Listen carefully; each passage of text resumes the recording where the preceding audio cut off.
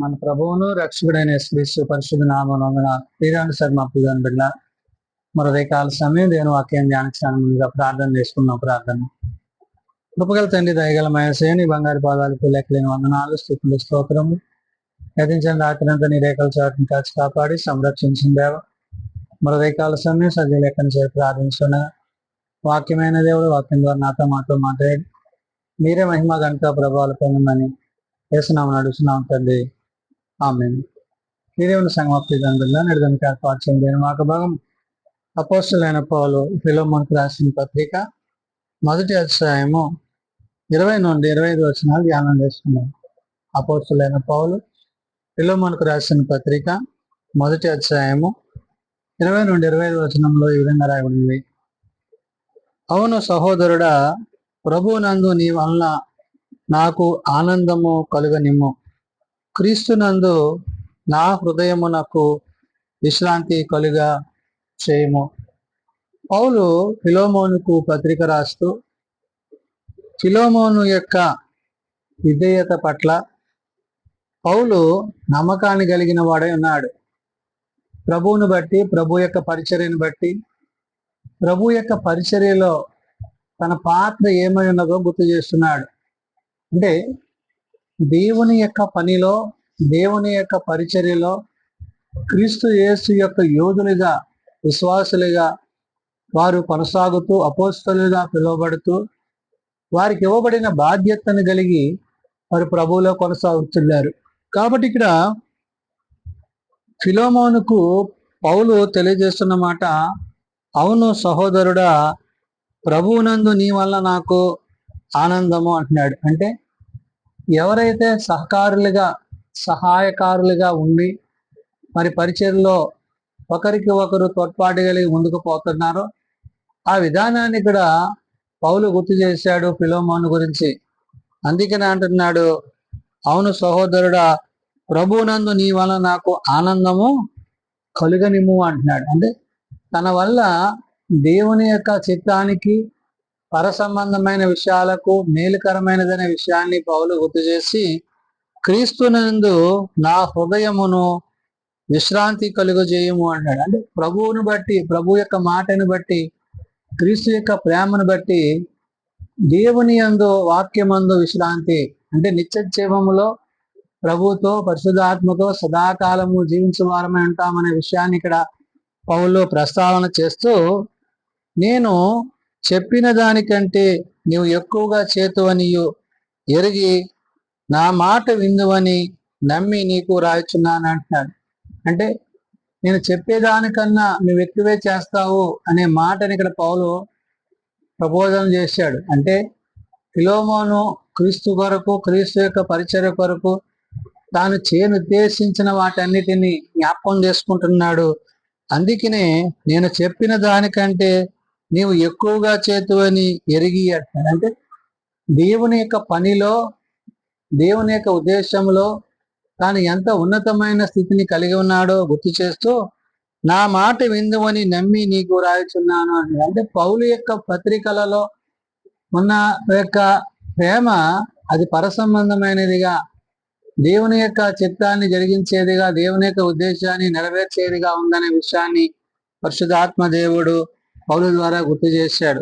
కాబట్టి ఇక్కడ ఫిలోమోనును విధేయత పట్ల పౌలు నమ్మకాన్ని కలిగిన వాడై ఉండి ఎందుకు అంటున్నాడు, అంతేకాదు నీ ప్రార్థనల మూలముగా నేను నీకు అనుగ్రహింపబడుదునని నిరీక్షించుచున్నాను గనుక నా నిమిత్తము బస సిద్ధము చేయమంటున్నాడు. అంటే ప్రార్థనలతోనే, ప్రార్థన వల్లనే వారి పరిచర్య, అపోస్తలత్వము కలిగిన వారిగా దేవుని యొక్క పనిలో వారు ఉన్నతమైన స్థితిలో ముందుకు కొనసాగుతున్నారో తెలియజేస్తున్నాడు. అందుకనే ఇక్కడ పౌలు అంటున్నాడు, అయితే అంతేకాదు నీ ప్రార్థన మూలముగా నేను నీకు అంటున్నాడు. అంటే ఫిలోమోను యొక్క ప్రార్థనలు బలమైనవిగా, ఆత్మ సంబంధమైనవిగా, అవి దేవుని యొక్క ఉద్దేశాన్ని ఎరిగినవనే విషయాన్ని చెప్తున్నాడు.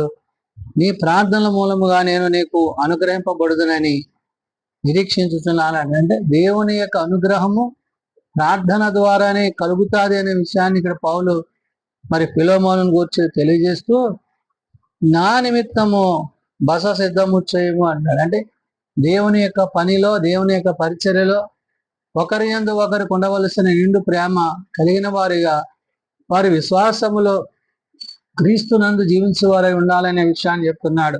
కాబట్టి క్రీస్తు యేసునందు నా తోడి ఖైదీ అయిన ఎపఫ్రా, నా జత పనివారైన మార్కు, అరిస్కారు, దేమా, లూకా వందనములు చెప్పుచున్నారు.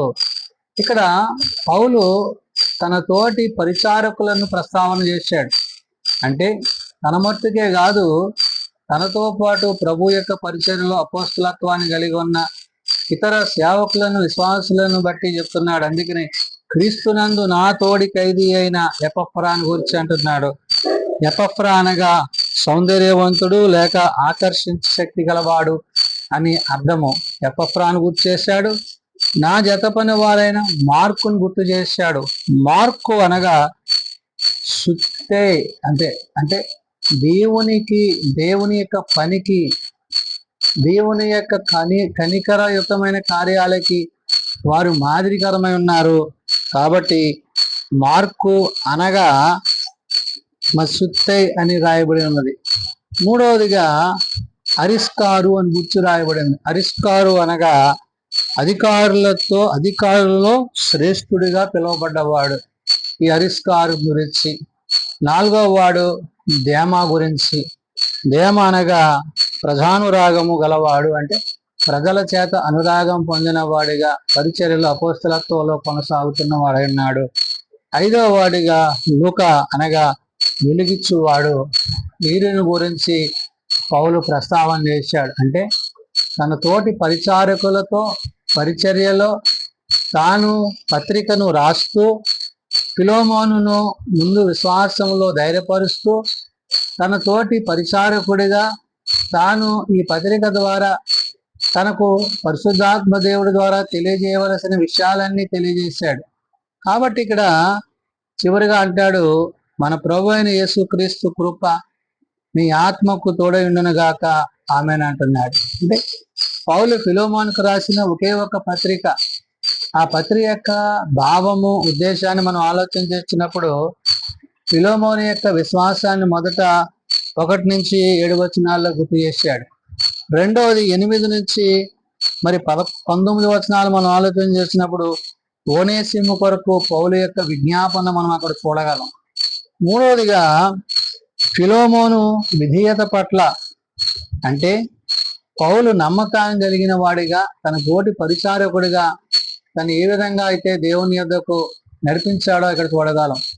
అంటే ఈ 3 సంఘటనల ద్వారా దేవుడు తెలియజేసే మాట ఏంటంటే, మనము సజీవులమై ఉండగా ఈ లోకములో దేవుడు మనకిచ్చిన పనిలో పాత్రదారులుగా మనం ఉండి ఆ పనిలో నిపుణత కలిగి, యథార్థత కలిగి, సత్యమును అనుసరించి దేవుని యొక్క నీతిని జీవించే వారే ఉండాలి. అలాగే ఉండాలన్న విషయాన్ని ఇక్కడ ఫిలోమోను విశ్వాసమును గురించి చెప్పాడు. ఓనేసిము కొరకు పౌలు చేసిన విజ్ఞాపన గురించి చెప్పాడు.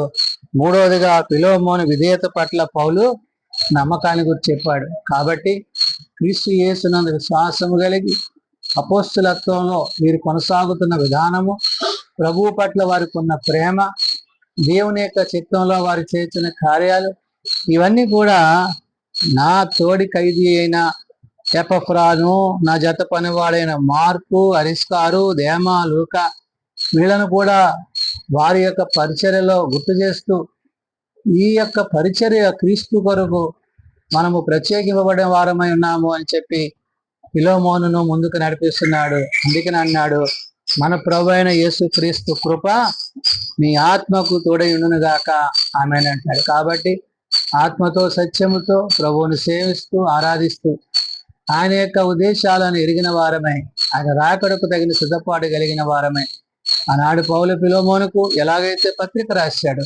నేడు అదే పత్రిక ద్వారా సార్వత్రిక సంఘము కూడా క్రీస్తు కొరకు ప్రత్యేకింపబడ్డ వారై, మరి విశ్వాసమందు నిలిచిన వారై, మరి విజ్ఞాపన చేత, ప్రార్థనల చేత ఆత్మయందు జీవించే వారై ఉండాలని పరిశుద్ధాత్మ దేవుడు భక్తులైన పౌలు ద్వారా ఆనాడు ఫిలోమోనుకు నేడు సార్వత్రిక సంఘానికి తెలియజేస్తున్న మాటలు. ప్రార్థన చేసుకుందాం. ప్రేమ నమ్మకం కలిగిన మా తండ్రి, కృప కలిగిన దేవ, నిజమైన ఆయన, నిన్ను బట్టి, నీ మాటను బట్టి, నీ ఉపదేశములను బట్టి, ఆనాడు నీ తోటి పరిచారకుడిగా, సేవకునిగా అయ్యా, మరి నీవు సంబోధించిన సంబోధనను బట్టి ఫిలోమోను దేవుని యొక్క పనిలో, విశ్వాసములో, తోటి పరిచారకుల పట్ల తన కలిగిన ప్రేమలో, వీటన్నిటిని బట్టి నీకే వందనాలు, స్తుతులు, స్తోత్రములు. ఎందుకంటే నాయన, ప్రేమ లేనివాడు నావాడు కాదని నీ వాక్యం సెలవిచ్చింది. కాబట్టి నాయన, అట్టి ప్రేమ యందు మేము కొనసాగుతూ, ఆ ప్రేమలో నీ యందు విశ్వాసములో కొనసాగుతూ, ఆత్మల పట్ల భారము కలిగి, రక్షణ విషయంలో నిర్లక్ష్యము కలిగి ఉండక, ఆత్మల యందు నిజమైన విశ్వాస భక్తి కలిగిన వారముగా నీ కొరకు ప్రత్యేకింపడ్డ వారి ఇంటకు సహాయం ఇచ్చేయండి. బలహీనలను బలపరచువాడవు, రోగులను స్వస్థపరచువాడవు, ఆయా ప్రార్థన అవసరత లెక్కలు తెచ్చువాడవు. నాయన, మరి ఉదయకాల సమయం నీ పాదాలు చెంత చేరి ప్రార్థించుండగా నీ వాక్యము చేత నాతో మాతో మాట్లాడి, నీ అందు మేమును మా అందు నీ మాట నిలిచినట్లు మీరు ఆఖరికి మమ్మల్ని సిద్ధపరచమని, దీని పరిచర్యలో తోడేయడమని యేసునామమున అడుగుచున్నాము తండ్రి, ఆమేన్. పరలోకమందున్న మా తండ్రి, నీ నామం పరిశుద్ధపరచబడుగాక, నీ రాజ్యం వచ్చుగాక, నీ చిత్తం పరలోకమందు నెరవేర్చినట్లు భూమి మీద నెరవేరుగాక. మా నిధులు ఆనడు మాకు దయచేయం. మళ్ళా ప్రార్థన చేసిన వాళ్ళు మేము క్షమించిన ప్రకారం అపరాధములను క్షమించు, శ్రమలో ప్రకాశం తప్పించి, రాజ్యము, శక్తి, మహిమ నిరంతరము నీవే తండ్రి, ఆమేన్. మన పరమ తండ్రి అయిన దేవుని ప్రేమ, ప్రభువైన యేసుక్రీస్తు కృప, ఆదరణకర్త అయిన పరిశుద్ధ ఆత్మ సహాయము సదా తోడేయండి, సంరక్షించును గాక. ఆమేన్.